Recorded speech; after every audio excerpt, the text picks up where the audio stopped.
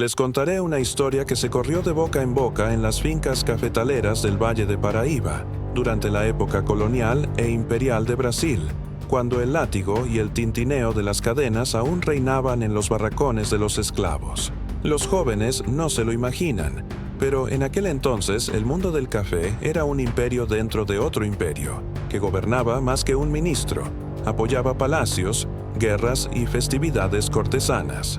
Hola, mi amigo, él es Jorge Sousa, el narrador de Amores Ocultos. Y hoy aprenderás una historia que tocará cada parte de tu corazón. Antes de empezar, suscríbete al canal Tuntium. Cuéntame en los comentarios desde dónde nos escuchas. Siempre es emocionante saber hasta dónde llegan nuestras historias. Prepárate, porque la emoción empieza ahora. Corría el año 1868, cuando la guerra del Paraguay aún se libraba con fuerza en Australia, y se hablaba de libertad en los tribunales, los periódicos e incluso en las ferias de ganado. Pero entre las plantaciones de café, lejos de la literatura y la política, la vida continuaba con la azada y el hierro candente. Allí, al pie mismo de un largo valle rodeado de colinas, se alzaba la finca Santa Isabel, con la apariencia de un reino. La tierra se extendía hasta perderse de vista.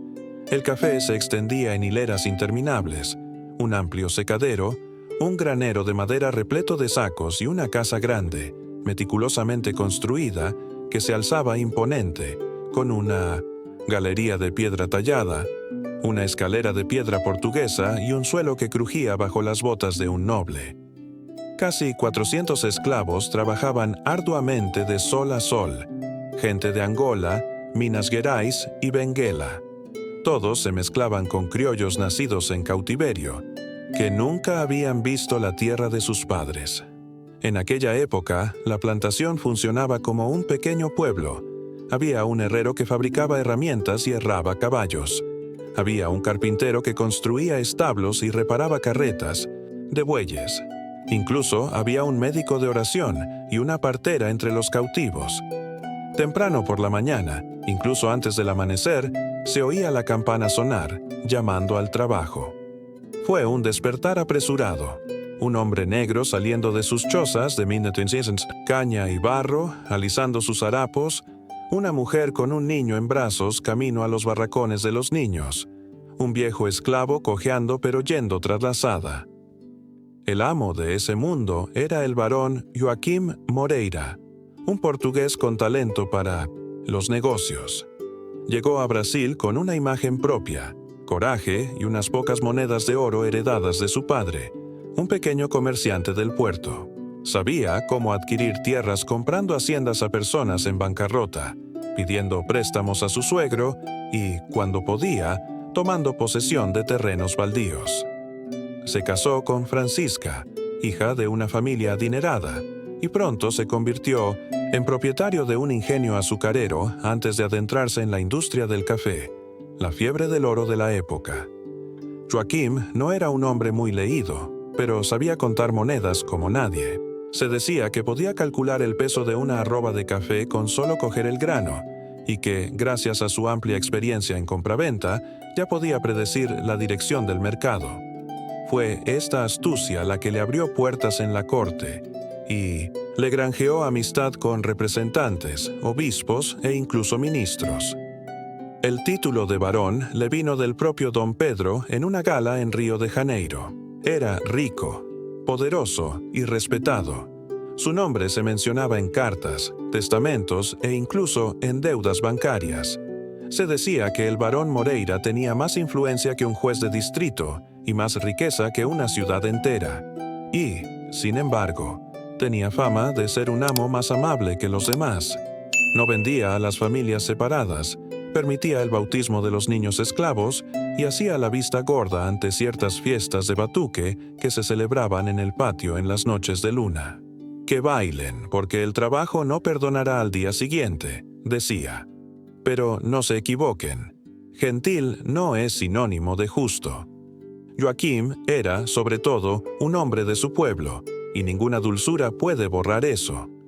En el granero, los cafetales, y las cocinas, el látigo aún cantaba, y las marcas frescas del cuero eran visibles en el tronco. El amo quizá no separara a padre de madre, pero exigía hasta la última gota de sudor de sus cuerpos. La majestuosa casa de Santa Isabel parecía un palacio campestre. En el salón principal, una lámpara de araña de cristal bayano reflejaba la luz de las lámparas de aceite. Retratos familiares colgaban en marcos dorados, y el piano de la baronesa adornaba la habitación, cubierto con un mantel de encaje traído de Madeira. La cocina, separada del resto de la casa, hervía a fuego, lento en ollas de hierro, con el hedor del tocino, la harina de maíz y los frijoles que alimentaban a los blancos. Mientras tanto, en los barracones de los esclavos, la comida era diferente. Harina de maíz aguada, harina seca y, como mucho, restos de carne salada. La baronesa Francisca era una mujer talentosa, devota de la misa y las novenas, que se enorgullecía de la educación de su única hija. Se aseguró de que Isabel recibiera las mejores lecciones. Contrató a un profesor particular de francés, trajo a un profesor de piano de Río e incluso compró novelas románticas traducidas. Isabel hablaba francés e inglés con fluidez, recitaba versos de Lamartine y tocaba Chopin con delicadeza, arrancando lágrimas a su madre y suspiros a sus pretendientes. Y pretendientes no faltaban. Una muchacha rubia como el algodón, de vivaces ojos castaños y modales de noble, era solicitada en las festividades de San Juan y en los bailes de la corte cuando llegaban a Río. Sus vecinos ya daban por sentado que se casaría con algún joven varón, hijo de un granjero de Taubaté o Bananal, lo que fortalecería el linaje familiar. Pero tras la apariencia de una doncella perfecta, se escondía un secreto, y un secreto, en aquellos tiempos, pesaba más que una deuda de juego. El desliz de una joven podía arruinar el nombre de una familia, desmantelar alianzas e incluso perder el título nobiliario obtenido por la fuerza.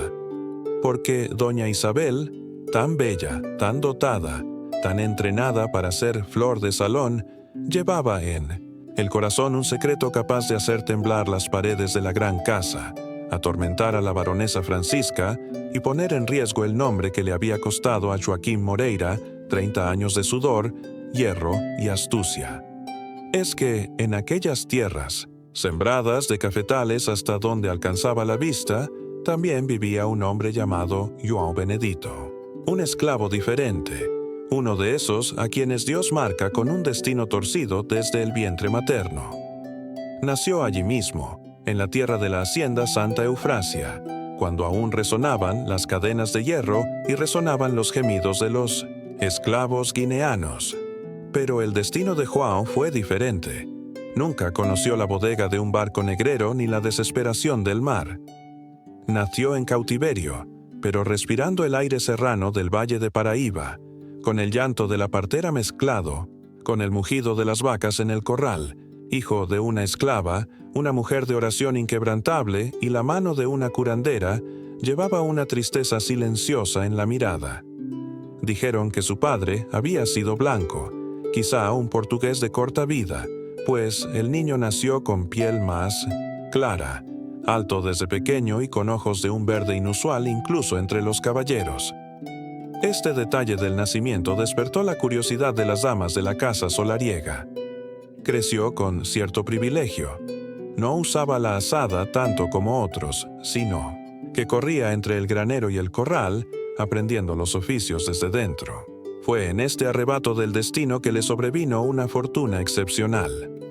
El varón, hombre dado a exhibir modernidad y prestigio, había oído que incluso el propio emperador abogaba por la educación de los negros de confianza. Entonces ordenó a un maestro de primaria que le enseñara a leer, contar y escribir con una hermosa caligrafía. João Benedito desarrolló gusto y talento.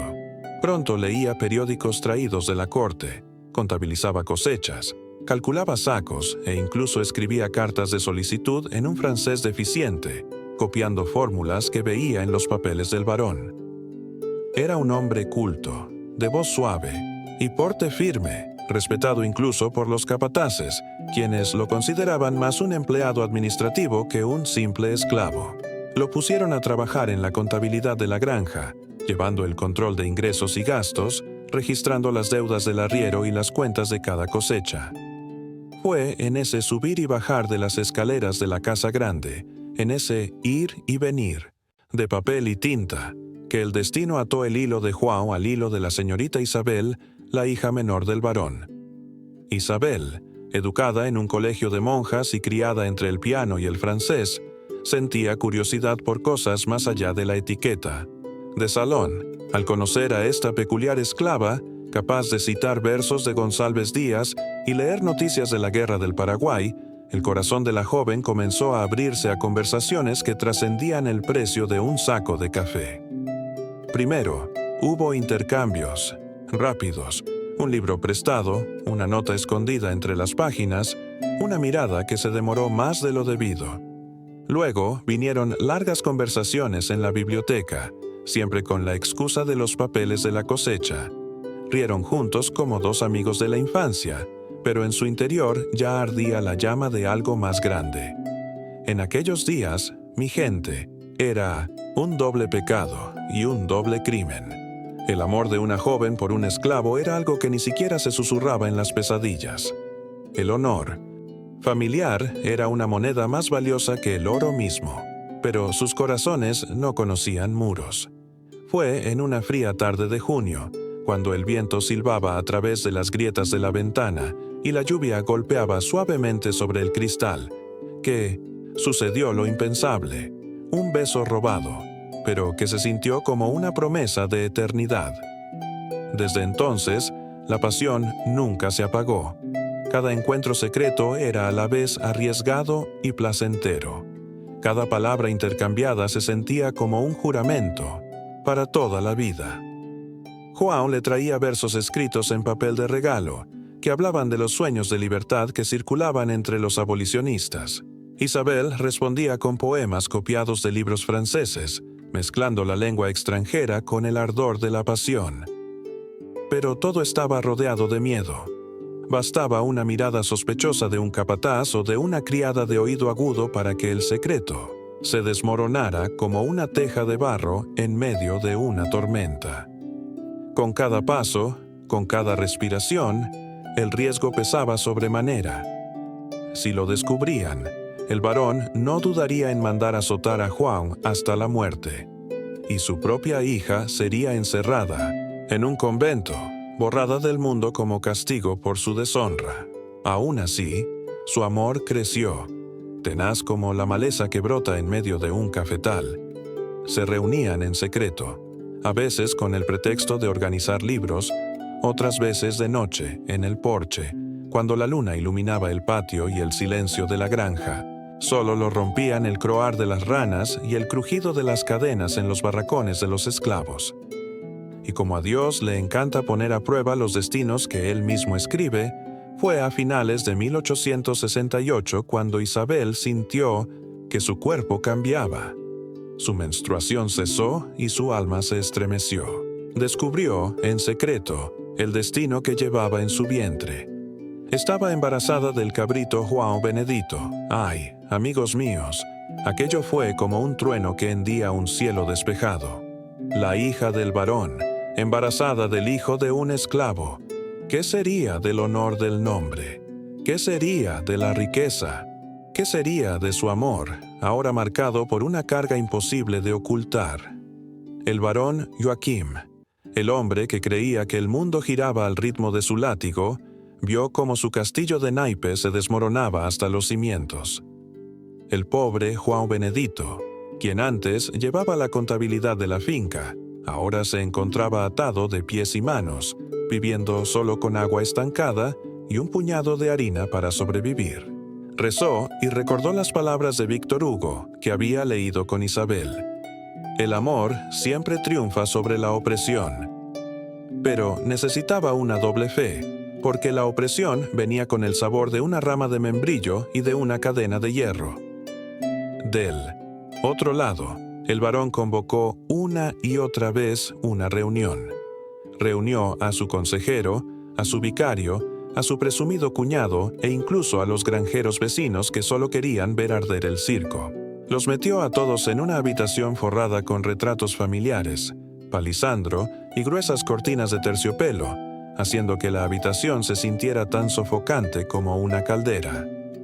La mesa relucía, cubierta de vino de Oporto y puros habanos, que el varón insistía en exhibir como prueba de su riqueza. Todos estaban sentados con corbata, con rostros serios, abanicándose con abanicos o papeles, pues el calor del Valle de Paraíba era implacable, incluso en diciembre. Y fue en ese ambiente pesado que Joaquim abrió la discusión. Señores, necesito una solución antes de que esta vergüenza manche mi nombre y los Moreiras se conviertan en un hazme reír. Cada uno dio su opinión como si se tratara de una subasta de destinos humanos. Uno, golpeando la mesa con su copa, dijo: «Envía a la niña a un convento en Lisboa. Las monjas saben guardar secretos mejor que los intendentes de esclavos».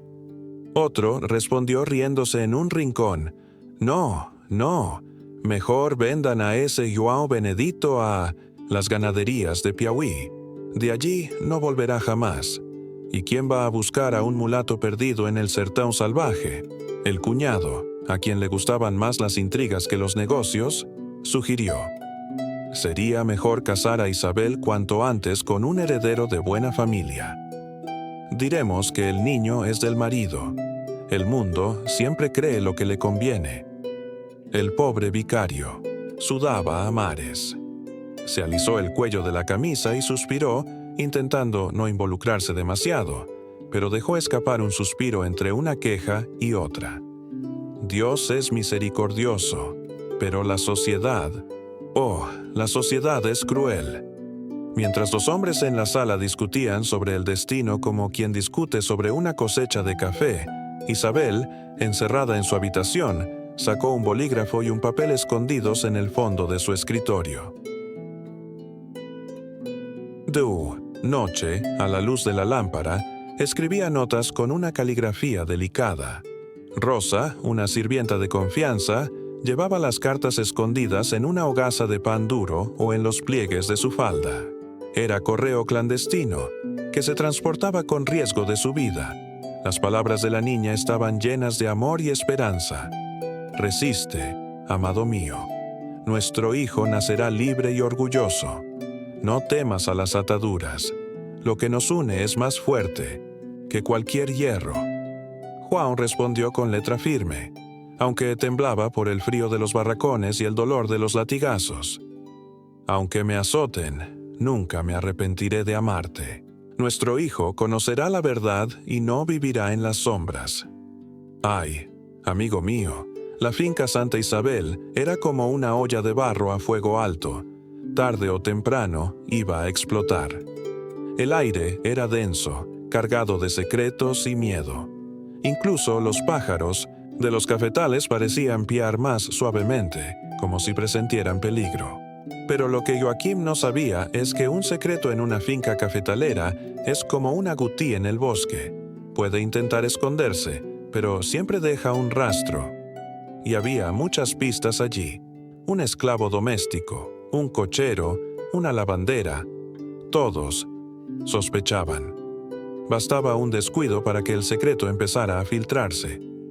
Fue en una tarde tormentosa cuando la baronesa Francisca, angustiada, perdió las fuerzas en la biblioteca y le espetó a su marido: «Joaquim, nuestra hija está embarazada de este esclavo». Resonó más fuerte que el tañido de una campana en una fiesta patronal. El sonido resonó por los pasillos, la cocina e incluso el patio trasero, donde las criadas lavaban la ropa en el estanque, de piedra. Incluso quienes tenían problemas de audición lo oían. Y las noticias en los barracones de esclavos corren más rápido que los rumores en una feria de ganado. En cuanto cayó la noche, había hombres negros susurrando en los cafetales, mulatas en la cocina ahogando risitas, e incluso el capataz, un hombre duro y silencioso, parecía sospechoso, con el rostro un poco de reojo, sin saber si reír o hacer la vista gorda. Fue entonces cuando entró en la historia doña Esperanza Vilela, una mujer ingeniosa y de lengua suelta, esposa de un campesino vecino que amaba la cachaza más que la misa. No decidió hacer una visita de cortesía el 28 de diciembre. La baronesa seguía desconsolada cuando doña Esperanza llegó a Santa. Isabel en un carruaje tirado por 2 caballos castaños, vestida de seda azul, con una sombrilla de encaje importado y un anillo exagerado brillando en el dedo. «Amigo mío, he venido a verte. Hacía días que no te veía en ninguna reunión del barrio», dijo, con esa sonrisa pícara de quien ya ha estado olfateando chismes. Pobre Francisca, se le trababan las palabras. Intentó disimularlo, pero su voz temblaba y su mirada se perdió. «Ah, Isabel. O sea, nuestra querida hija está indispuesta. Una debilidad, ¿sabes? El cambio de tiempo, esos vientos que vienen del mar».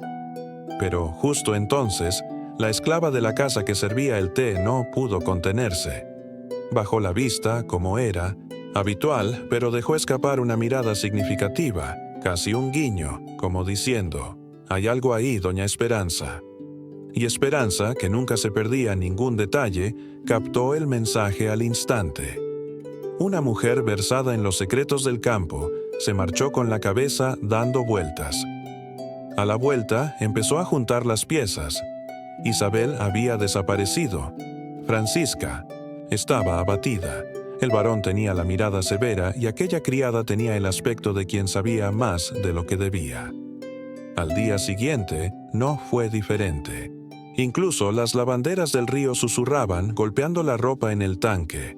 Así es, Isabel está embarazada de un esclavo doméstico. Y cuando la noticia llega al pueblo, amigo mío, ni el silencio de un vicario, ni la furia de un varón, ni el alto muro de una granja pueden detenerla. El rumor se extendió más rápido que un caballo en estampida, cruzando portones y caminos, y llegando a las tiendas del pueblo, donde ganaderos y viajeros repetían la historia como si fuera un rosario, dándose golpecitos en la rodilla, como si hubiera visto un milagro, dijo: «Así es, y dicen que el varón casi muere de rabia». Así, el secreto que Joaquim había querido guardar bajo llave empezó a extenderse como un reguero de pólvora. Y el reguero de pólvora se extiende como un reguero de pólvora. Empieza pequeño, una chispa de la nada, y pronto se apodera de todo el campo, ardiendo sin pedir permiso. El valle de Paraíba, que ya vigilaba de cerca la vida ajena, ahora solo, esperaba el siguiente capítulo de esta historia escalofriante.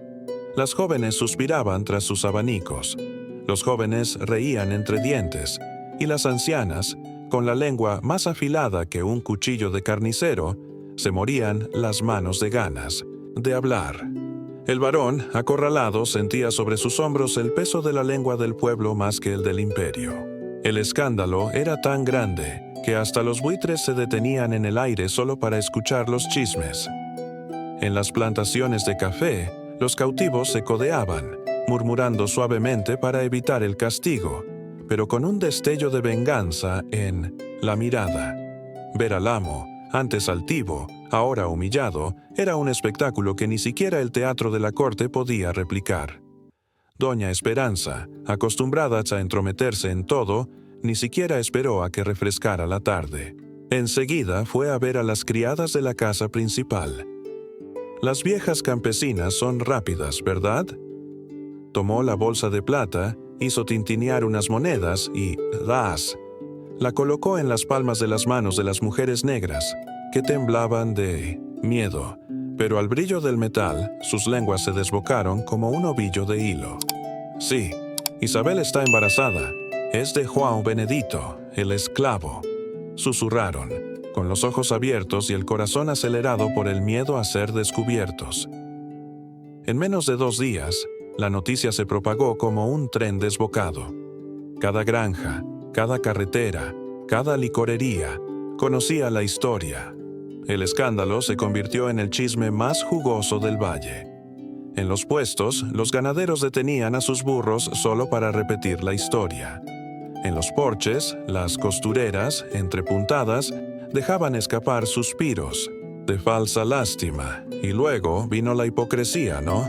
Un campesino que se acostaba con 3 o 4 esclavas cada día, tratando a una mulata como si fuera un plato de mesa, ahora se convertía en un santo a la hora de juzgar a Isabel. El coronel Antonio Ferreira, de Basouras, golpeó su vaso de cachaza contra la mesa de la tienda y gritó, escupiendo cachaza en su bigote: una cosa es que un hombre se acueste con una mujer negra, lo cual es instinto masculino. Otra cosa es que una joven se entregue a un esclavo. Esto desmoraliza al imperio. ¡Qué mundo tan corrupto!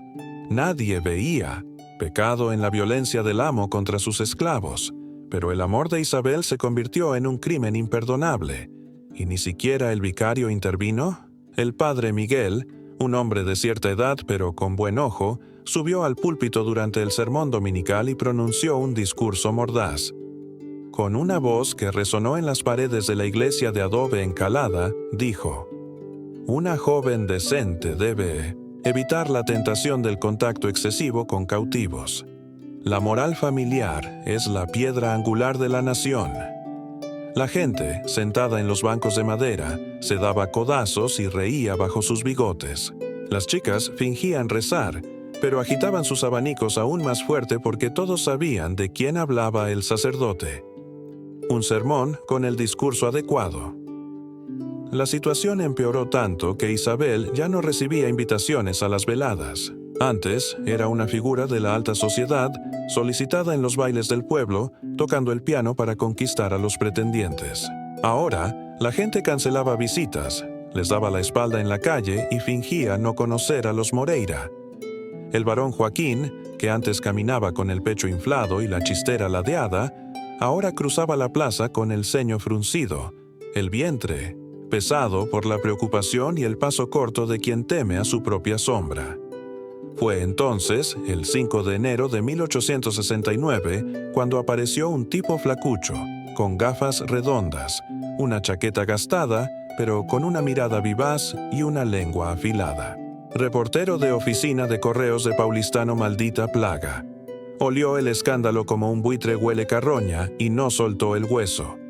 El varón, con la nariz en alto, se negó a recibirlo en la casa principal. Le envió un breve mensaje desde el Smetidons porche. «Dígale a esta persona curiosa que no tengo ninguna palabra para ese pueblo».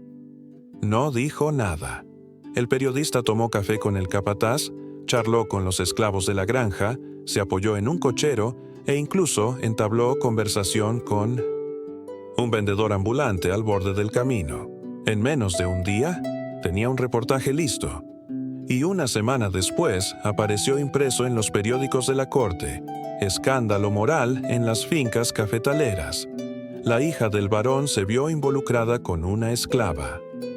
No mencionó ningún nombre, por supuesto, pero hasta la mula en el camino sabía de quién hablaba. La descripción era tan precisa que no cabía duda. Cuando el periódico llegó a Río, se armó un revuelo en los salones de baile. Las damas agitaban sus abanicos con tanta fuerza que parecían estar a punto de alzar el vuelo. Los nobles susurraban. Tras las cortinas, e incluso el Palacio Imperial fue azotado por un fuerte viento. Don Pedro, con su imponente barba, llamó al ministro de Justicia y le dijo en tono serio: «Lea esta historia con atención. No quiero que mi corte se vea envuelta en chismes que alimentarán a los abolicionistas». Mientras tanto, en la finca, todo se desmoronaba. El café no se vendía. 3 clientes habían rescindido sus contratos. El Banco do Brasil ya llamaba a la puerta exigiendo garantías. La fortuna del barón se desvanecía más rápido que una gota de alcohol en una celebración de San Juan. Desesperado, el barón convocó una nueva reunión en el gran salón de la casa. La habitación estaba fría, con retratos de antepasados, colgados en marcos dorados, mirando hacia abajo como si juzgara cada palabra. Estaban el cuñado, el suegro, el abogado de la familia e incluso los acreedores. Todos vestidos de corbata, golpeando sus bastones contra el suelo pulido y soltando sus opiniones. El cuñado Eduardo, con aire de quien todo lo puede resolver, se ajustó la corbata de seda y habló en voz alta, inflado de vanidad. «La solución. Es clara. Isabel va al convento en Portugal. Impide que el niño se esconda. El expósito es dado en adopción y João Benedito es vendido al norte. Fin de la historia. La frase cayó como un hacha sobre el tronco de un árbol, seca, dura, con la intención de cortar la historia de una vez por todas. Pero cuando le dijeron esto a Isabel, la niña se mantuvo firme como un toro salvaje en el corral.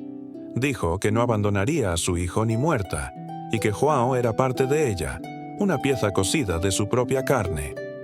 El varón casi sufrió un infarto. Gritó, escupió, llamó loca a su hija, golpeó el suelo con su bastón, con los ojos desorbitados de rabia y la vena del cuello palpitando. Isabel, con la barriga creciendo y el corazón henchido de valor, miraba fijamente, sin temblar ni un pelo. Fue entonces cuando la gran sala pareció temblar. Los retratos de sus antepasados, generales, obispos, jueces, parecían temblar en la pared, como si ni siquiera ellos creyeran en la audacia de la muchacha.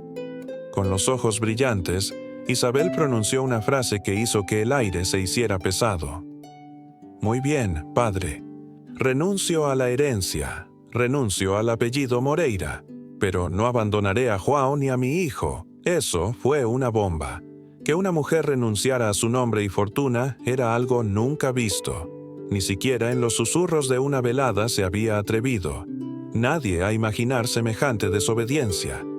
La baronesa Francisca, a pesar de estar enferma, se incorporó en la cama con la respiración entrecortada y gimió, con su delgada mano temblorosa. Una Moreira no abandona a su familia. Pero Isabel, firme como una piedra de río, respondió con voz clara, casi solemne.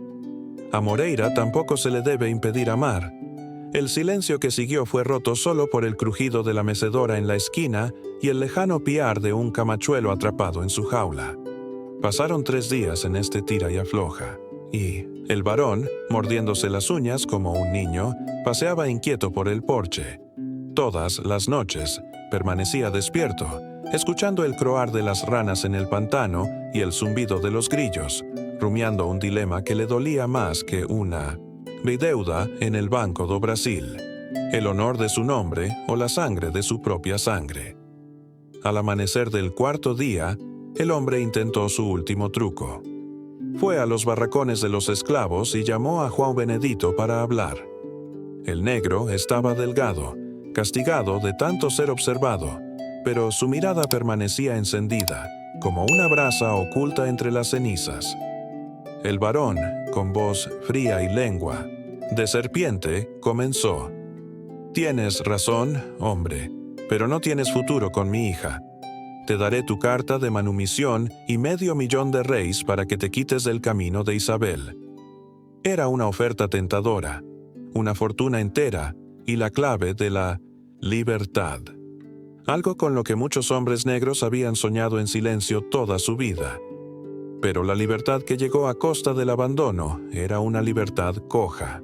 João, con el pecho más fuerte que el látigo de un capataz, respiró hondo, alzó la cara y dijo con firmeza, incluso con los guardias cerca: la libertad es lo que todo cautivo desea. Sí, señor.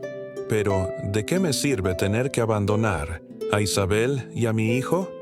Si me liberas, será para ser padre y esposo, no para convertirme en una sombra de mí mismo. Una palabra pesada que cayó sobre el pecho del varón como una piedra en un pozo.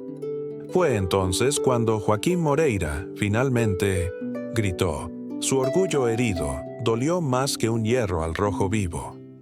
Esa misma noche, urdió un plan perverso. Mandó llamar a un traficante de esclavos de campos, de esos que subían gente a trenes para llevarla al norte de Río de Janeiro, donde la zafra era una auténtica miseria. Los arrieros que los acompañaban lo sabían bien. Ese viaje era una sentencia sin retorno. Quien fuera a los cañaverales de Campos solo regresaría en un ataúd, o nunca. En la madrugada del 28 de enero de 1869, antes siquiera de que cantara el gallo, sacaron a João del barracón de los esclavos esposado. Los grilletes se arrastraban por el suelo de tierra, produciendo un triste ruido que despertó incluso a los perros de la granja. Benedita, la madre del niño, una anciana de espalda encorvada pero con un corazón de leona, clamó desde el interior del barracón de los esclavos pidiendo clemencia. El capataz la silenció. Cuando salió el sol, João ya estaba a más de 200 kilómetros de distancia, caminando atado en fila con otros esclavos hacia el cañaveral. Cuando Isabel se dio cuenta de que había desaparecido, casi perdió la cabeza. Corrió por la casa con el pelo despeinado, las faldas arrastrándose por el suelo, la cara roja de tanto llorar. Fue a confrontar a su padre. El varón, sentado en una silla de palisandro como un trono, exclamó: «Frío como una piedra de río. El problema está resuelto. João Benedito ya no existe para nosotros». La niña lloró 2 días sin comer, encerrada en su habitación, aferrada a la almohada que aún olía a su amado. Pero al tercer día, él despertó con una nueva determinación. No dejaría que el amor de su vida se lo tragara el mundo. En la madrugada del 30 de enero, huyó de la granja. Solo se llevó unas pocas mudas de ropa, piezas de plata escondidas y joyas heredadas de su abuela. Su corazón latía más fuerte que la lluvia que caía afuera. Y no fue sola. Benedita, la madre de João, conocía cada rastro y secreto de aquellas tierras. Fue ella quien la ayudó, susurrando suavemente, deslizando un paño anudado en las manos de la niña, una señal que los esclavos usaban para dejar un mensaje por el camino. «Vaya a Campos, señorita. Mi hijo dejó la señal. Está en la planta de São Bento. Vaya, lo encontrará».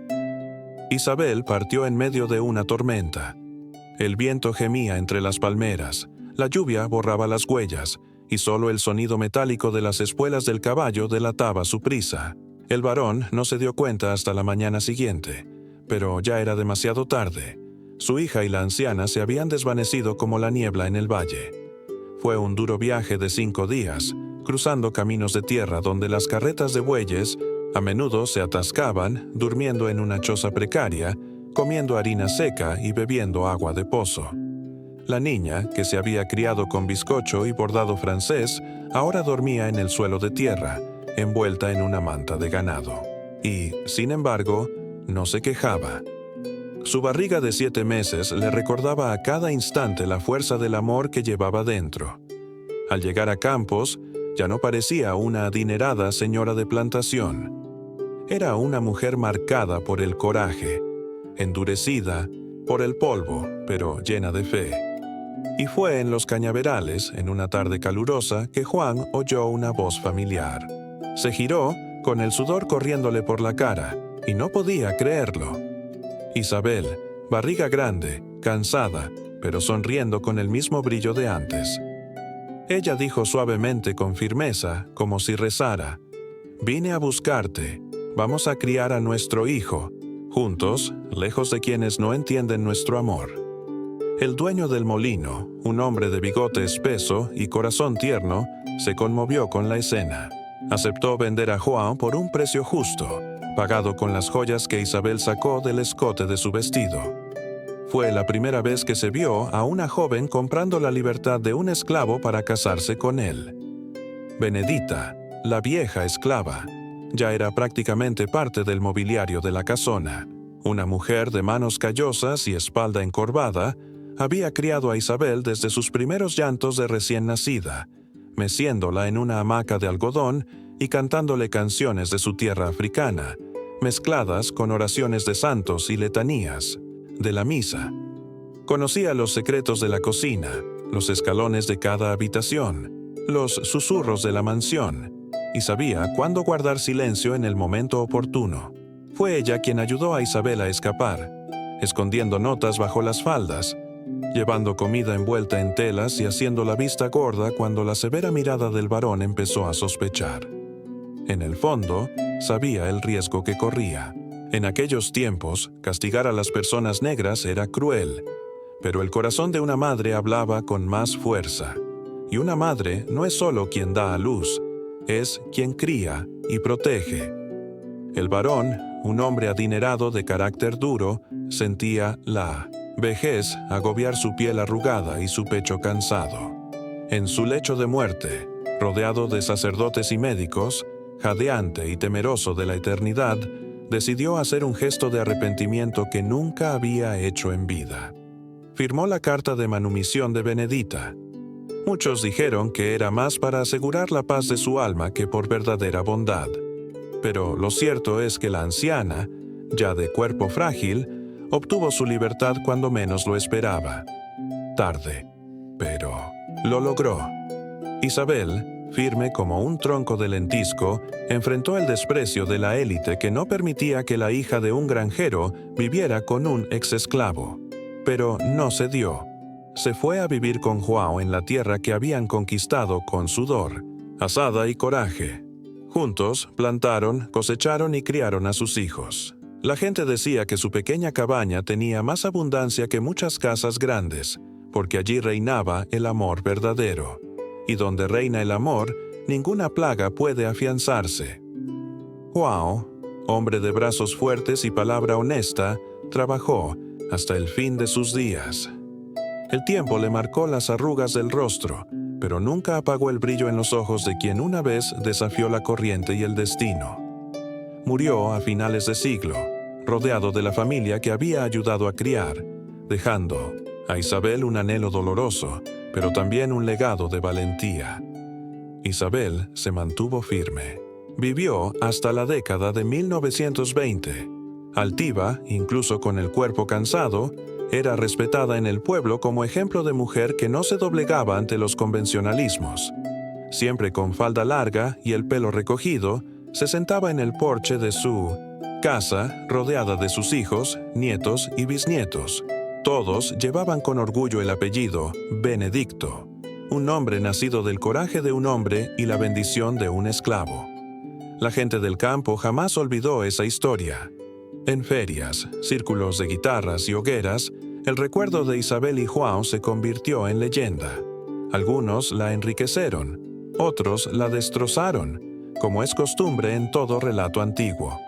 Decían que su amor soportó sequías, plagas y, sobre todo, chismes. Isabel, una mujer blanca y adinerada, cambió la comodidad de la mansión por el terreno agreste del campo para seguir su corazón. Y cualquiera que viera a Benedita, ahora libre, caminando a pasitos por el pueblo, recordaba que, sin ella, nada de esto habría sucedido. Era ella quien cargaba con la cicatriz más profunda, el recuerdo de la esclavitud, de los azotes, de las noches en vela en los barracones, de las oraciones en voz baja pidiendo protección a los orishas y santos católicos. En aquel entonces, todo era difícil. Sinasiña no podía elegir a su marido. Una esclava no podía elegir su destino. Una mujer no podía elegir sus palabras. Pero Isabel eligió. Y, en su elección, se escondía la fuerza de todas las demás que no pudieron. El pueblo dijo, en voz baja pero respetuosa, ella fue una de las primeras en desafiar al mundo. Y el mundo era duro, hecho de hierro y cadenas. Esta historia que les conté no es solo un recuerdo de un tiempo lejano. Es un retrato de lo que ha sufrido la gente en este Brasil de tierra. En el pasado, quienes tenían la piel oscura cargaban pesadas cadenas sin siquiera pedirlas. Y quienes nacían con una cuna de oro creían que incluso podían controlar el destino de los demás. Pero mira, incluso en el tronco brota el coraje. Incluso en el cautiverio nace la rebelión. E incluso dentro de la gran casa, donde todo parecía girar en torno al mando y la obediencia, podía haber un corazón dispuesto a desafiar la costumbre. Isabel no era ni una santa ni una heroína de novela. Era una mujer de carne y hueso, llena de miedo, lágrimas y esperanza. Tomó una decisión difícil, pagó un alto precio, pero dejó una hermosa huella. João, con su firmeza, demostró que el amor negro también es amor verdadero. No solo trabajo, esclavo ni recuerdos ocultos. Y Benedita, con su coraje silencioso, enseñó que la libertad, a veces, no llega con una espada, sino con un gesto de fe y bondad, Pasó el tiempo, el mundo cambió de ropa, pero la lección permaneció. Lo que hay dentro, nadie puede quitártelo. Ni un capataz, ni una cadena, ni un varón. Quienes aman de verdad abren un camino donde antes solo había una cerca. Quienes se atreven a ser libres, incluso entre rejas, dejan un ejemplo que perdura por generaciones. Por eso, hasta el día de hoy, la gente del sertón todavía repite: una cadena puede atar un brazo, pero no un corazón. El amor, cuando es verdadero, no se doblega ante el látigo ni ante los prejuicios. Este es el recuerdo que perdura. En medio del sufrimiento, siempre hay alguien con el coraje de plantar una semilla de esperanza. Y la historia enseña: la libertad no se regala, se gana. Quienes aprenden a llevarla en el corazón pueden incluso morir, pero nunca se pierde en el olvido. Y así, el amor de Isabel y João atravesó el tiempo. Un amor que desafió cadenas, prejuicios y hasta el propio destino. Si esta historia tocó tu corazón, entonces te emocionarás aún más con los próximos capítulos que preparamos para ti. Sigue ahora el canal Amores Ocultos y descubre historias secretas, amores prohibidos y finales que marcarán tu alma para siempre.